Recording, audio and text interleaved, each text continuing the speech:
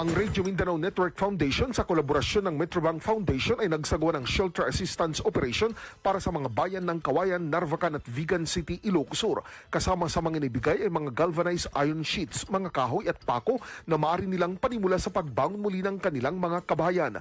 Magugunitan ang syudad ng Vigan at mga bayan ng Kawayan at Narvacan ang napuruhan ng hagupit ng Bagyong Egay.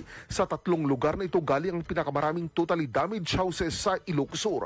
Sa pakikipagtulungan ng mga lokal na opisyal ng Vigan, Kawayan at Narvacan, nasalang mga recipients at nasigurong kabilang sila sa mga tunay na nangangailangan ng shelter assistance kits.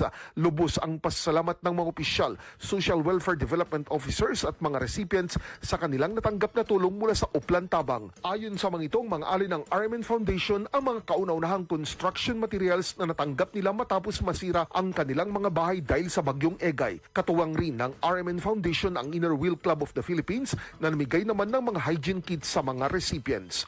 Ang inyong correspondent mula sa Ilocos Region, reaching millions nationwide and worldwide for 70 years, Jun Ramos, Tatak, RMN.